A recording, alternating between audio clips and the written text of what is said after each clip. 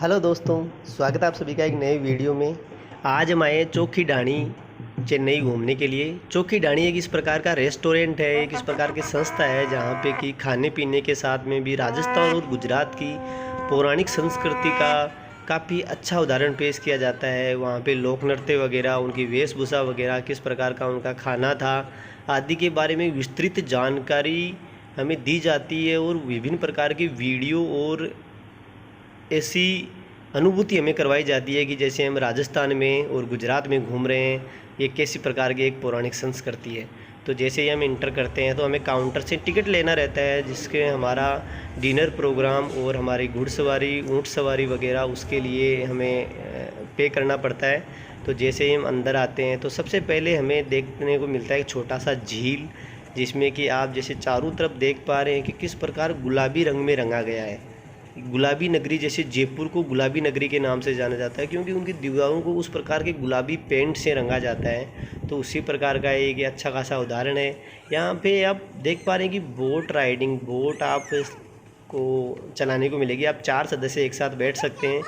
ये एक इस प्रकार का रूम बनाया हुआ है, ओपन रूम बनाया हुआ है, ओपन होटल की तरह, जहाँ पे भी आप बैठ सकते हैं। बहुत अच्छी फ़ोटोग्राफी आपकी यहाँ से आएगी। उसके बाद जैसे हम अंदर जाते हैं तो एक गांव का दृश्य है, एक छोटा गांव जो पहले हुआ करता था। आजकल भी गांव है, लेकिन गांव में आजकल इस प्रकार की चीज़ें देखने को नहीं मिलती। तो किस प्रकार की चीज़ें पहले पुराने गाँव में हमें देखने को मिलती थी, उस प्रकार का एक जीता जागता उदाहरण आपके सामने पेश है कि जिसमें आप देख पा रहे हैं कि ये पुराना, अब इसको क्या बोलेंगे हम, किस प्रकार गाड़ी का एक ढांचा है। उसके बाद किस प्रकार झोपड़ियाँ बनी हुई है, किस प्रकार लोग बाहर बैठे हैं, उन्होंने तबला वगैरह बजाने के लिए ले रखे हैं। तो जैसे हम थोड़ा सा आगे जाते हैं, खाट वगैरह है यहाँ पे। ये आपको डांस की प्रस्तुति करके दिखाएंगे।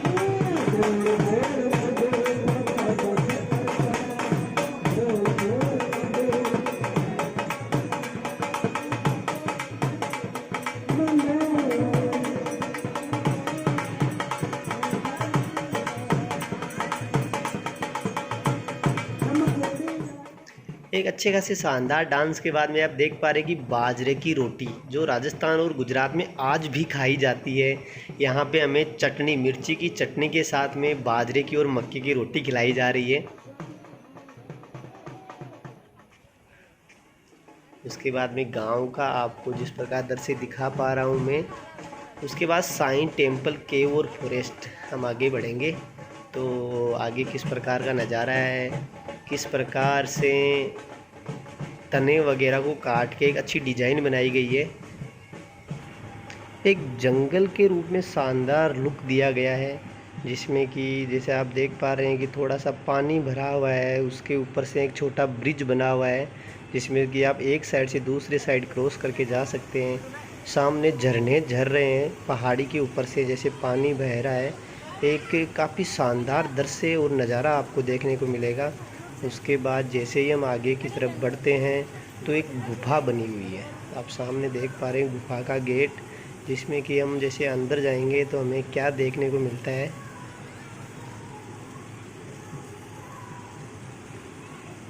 धीरे धीरे सांझ का समय हो गया है, तो काफ़ी अच्छा मौसम है, अच्छा सुहावना मौसम है। तो मैं गुफा के अंदर घुस चुका हूँ। यहाँ पे हल्की फुल्की लाइटिंग और रोशनी की गई है ताकि बंदा ज़्यादा डरे नहीं। अगर छोटे बच्चे हैं तो उन्हें हमें अकेले इस गुफा में नहीं भेजना चाहिए। आप देख पा रहे हैं किस प्रकार दोनों तरफ से काफ़ी कंजस्टेड एरिया कवर किया गया है। यहाँ पे एक छोटा सा मंदिर है जो बाहर जैसे लिखा हुआ था साईं टेम्पल, तो साईं बाबा का एक छोटा सा मंदिर है। उसके बाद जैसे ही मैं आगे की तरफ बढ़ा हूँ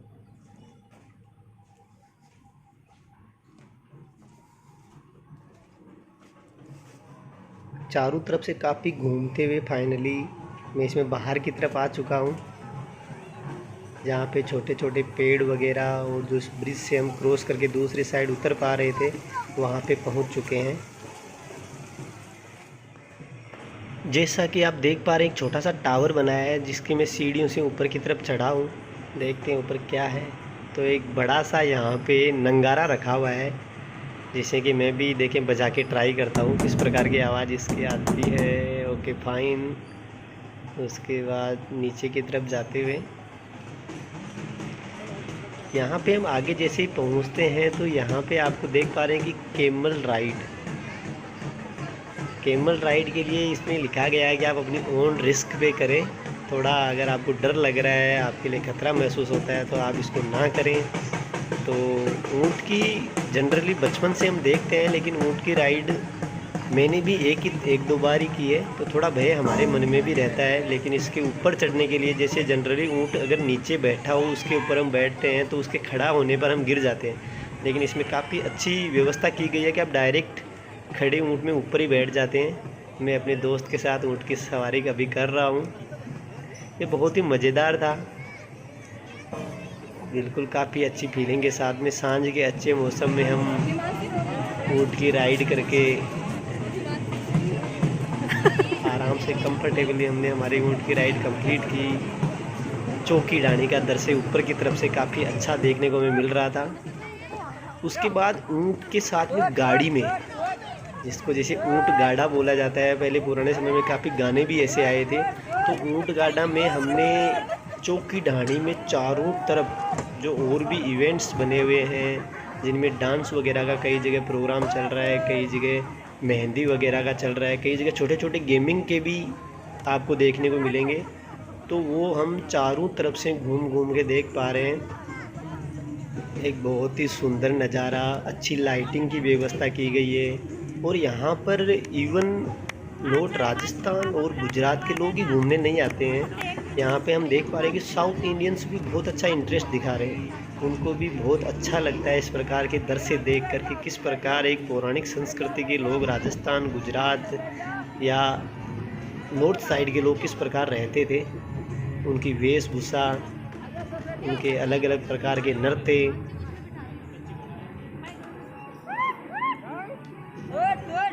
तो एक गांव के रूप में बहुत अच्छा नज़ारा पेश किया गया है। आप जगह जगह देख पा रहे हैं कि छोटी छोटी चौपाल बनी हुई है। यहाँ पे जैसे छोटे इक्विपमेंट बनाने के लिए टूल मेकर, जैसे हम हथौड़ा वगैरह बनाते हैं, खुरपी वगैरह बनाते हैं, गेंती वगैरह बनाते हैं, उसके लिए बना हुआ है लोहार का आइटम बना हुआ है। ये फिर से एक गाड़ा बना हुआ है। इस प्रकार हमने अपनी ऊँट गाड़ा की राइड कंप्लीट की। यहाँ पे हॉर्स राइडिंग के लिए भी घोड़े तैयार है, अगर आपको हॉर्स राइडिंग करनी है तो। उसके बाद में हम थोड़ा स्नैक्स खाने के लिए पहुँचे हैं। थोड़ा स्नैक्स वगैरह जो हमें हमारे काउंटर से जो रिबन पहनाया गया था उसके ऊपर हम एक एक चीज़ टिक करके जैसे खा पा रहे हैं। कहीं पे हमें पकोड़े मिल रहे हैं। यह है एक अडल्ट के लिए थोर का घंटा।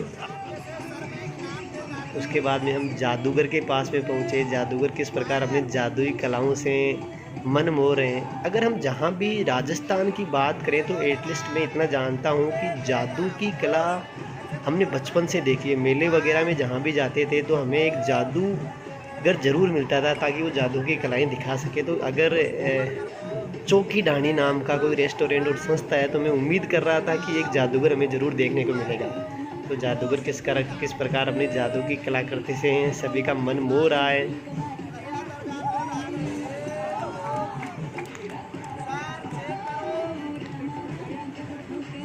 जादुई खेल जैसे ही ख़त्म होता है तो हम आगे बढ़ते हैं तो वहाँ पे हम देख पा रहे हैं कि महिलाओं के लिए मेहंदी बनाने की व्यवस्था भी की गई है। एक महिला है जो सभी महिलाओं के बारी बारी से मेहंदी बना रही है।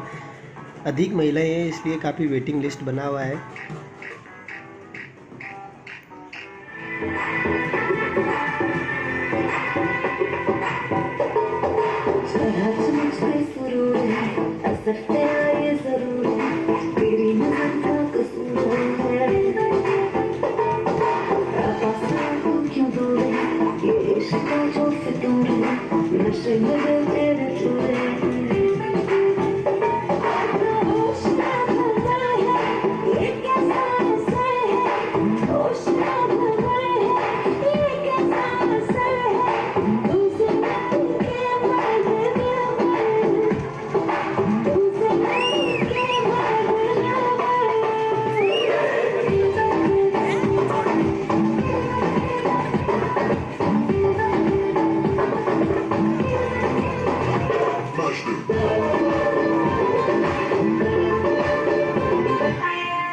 एक और हमारे डांस की प्रस्तुति के बाद में हम देख पा रहे हैं कि एक बैलगाड़ी है जो कि सवारियों के साथ किस प्रकार आगे जा रही है। एक बहुत ही अच्छा लुक हमें देखने को मिलता है हर जगह से।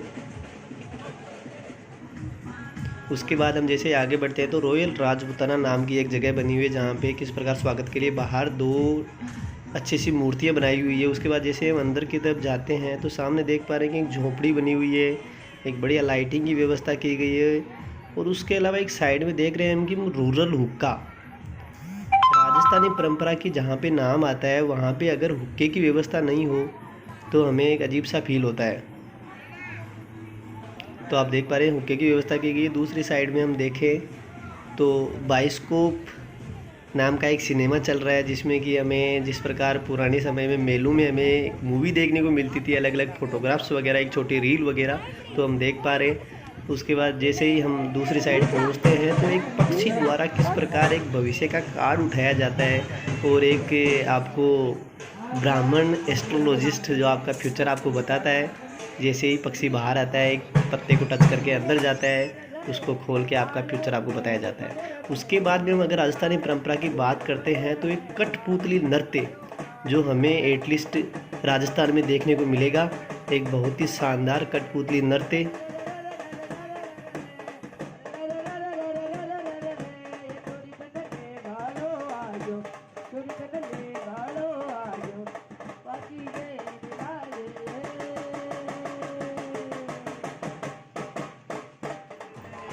ट्रेडिशनल गानों की कड़ी में अगर हम आगे बढ़े तो किस प्रकार एक महिला अपने सर पे 4 घड़े लेकर अपने नृत्य की अनुभूति से हमें मनमोहित कर रही है।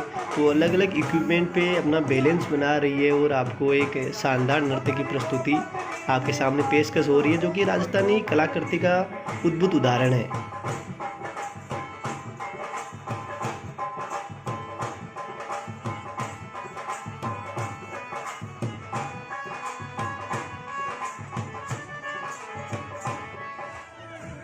यहाँ पे आप किसी प्रकार का नृत्य उन महिलाओं के साथ में कोऑपरेट करके कर सकते हैं। जैसे अभी 2 महिलाएं एक गरबा नृत्य की प्रस्तुति के लिए उनके सब पास में अप्रोच करती है और वो गरबा नृत्य उनके साथ में कर पाते हैं। हम कोई भी गाना उनके साथ में लगवा के उसके ऊपर डांस कर सकते हैं।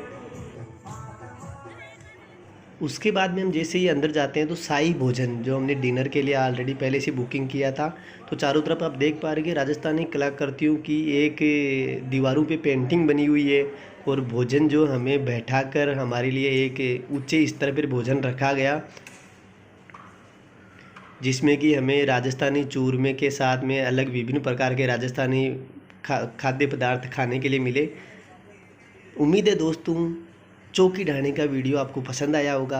अगर आपको पसंद आया तो आपकी तरफ से एक लाइक का बटन ज़रूर से बनता है। Thank you so much.